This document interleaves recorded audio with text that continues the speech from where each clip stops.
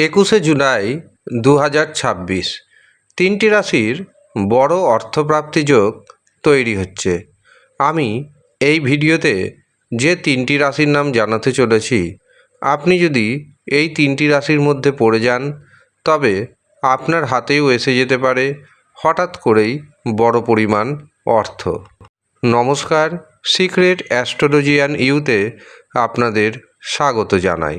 21শে জুলাই 2026 একদিকে যেমন রয়েছে বিপত্তারিণী ব্রত, অন্যদিকে শ্রাবণ মাসের বড় মঙ্গলবার। আবার এই দিন সন্ধ্যা 6:25 পর্যন্ত থাকছে সিদ্ধযোগ। এই দিন চন্দ্র থাকছে প্রধানত কন্যা রাশিতে এবং তুলা রাশিতে। চন্দ্র রাত্রি 8:50 পর্যন্ত থাকবে চিত্রা নক্ষত্রে। এরপর চন্দ্র প্রবেশ করে যাবে স্বাতী নক্ষত্রে। এই দিন রাহু সময়, অর্থাৎ দিনের যে সবচেয়ে অশুভ সময়, সেটি শুরু হচ্ছে দুপুর 3টেতে এবং সেটি থাকছে বিকেল 4:30 পর্যন্ত। এই যে 1.5 ঘন্টা রাহু সময় থাকছে, এই 1.5 ঘন্টায় অর্থাৎ দুপুর 3টে থেকে বিকেল 4:30 পর্যন্ত শুভ কাজ করবেন না, শুভযাত্রা করবেন না, কাউকে অর্থ ধার দিবেন না, কারো কাছ থেকে অর্থ ধার নেবেন না। ব্যবসাতে, শেয়ার বাজারে বা অন্যত্র যে কোনো স্থানে অর্থ নিবেশ করবেন না। যে কোনো ধরনের শুভ কাজের জন্য আপনি বেছে নিন শুভ সময়কে, অভিজিৎ মুহূর্তকে, অমৃত সময়কে। এই দিন প্রথম যে শুভ সময়টি পাচ্ছি সেটি শুরু হচ্ছে সকাল 7:23 এবং তা থাকছে সকাল 9:45 পর্যন্ত। এরপর দুপুর 11:50 থেকে দুপুর 12:45 পর্যন্ত থাকবে অভিজিৎ মুহূর্ত। এই দিন অমৃত সময় শুরু হচ্ছে দুপুর 1:03 এবং তা থাকছে দুপুর 2:38 পর্যন্ত। অতিরিক্ত শুভ সময় হিসাবে এই দিন আমরা পাচ্ছি সন্ধ্যা 5:50 থেকে রাত্রি 8:36 পর্যন্ত। এই কটি শুভ সময়ের মধ্যে আপনি আপনার গুরুত্বপূর্ণ কাজগুলি করে নেওয়ার প্রচেষ্টা করুন। এই সময় আপনি যাই কাজ করবেন সেই কাজে অর্থপ্রাপ্তির সম্ভাবনা অনেকটাই বেড়ে যাবে। তবে যদি দেখেন রাশির নাম ম্যাচ করছে কিন্তু আপনার অর্থপ্রাপ্তি ঘটছে না, তখন আপনাকে পাওয়ার কবচ ধারণ করতে হবে। কারণ পাওয়ার কবচ রাহু, শুক্র এবং ভাগ্যভাবকে বুস্ট আপ করার কবচ।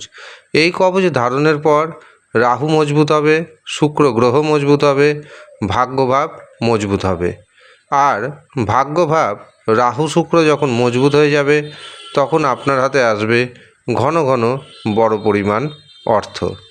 যারা মনে করছেন এই পাওয়ার কবচ নেবেন তারা নিচের দেওয়া হোয়াটসঅ্যাপ বুকিং নাম্বারে যোগাযোগ করে নিজের নাম নথিভুক্ত করিয়ে নেবেন।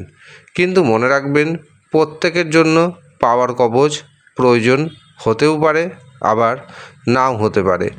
আপনার জন্য পাওয়ার কবচের প্রয়োজন আছে না নেই কিভাবে বুঝবেন? সোজা হিসাব।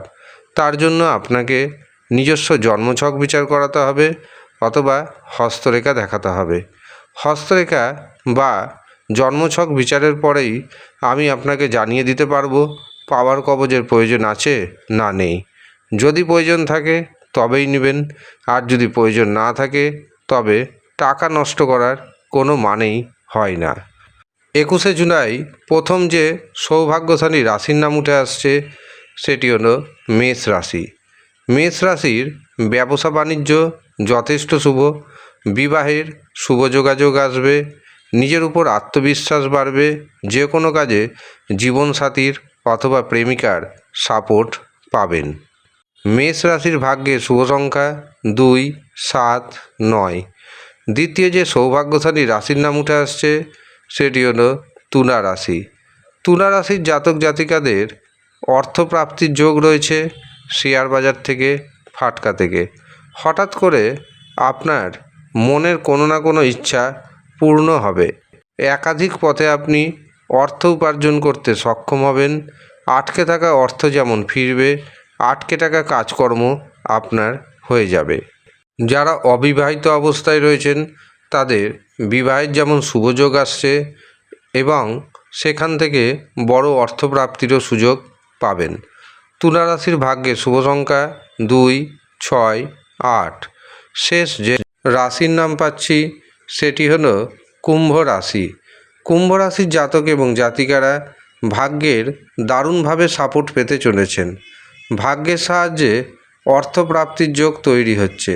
ভাইয়ের সাথে বোনের সাথে সুসম্পর্ক বজায় থাকবে, এমনকি ভাই বোনের দ্বারা আপনি উপকৃত হবেন।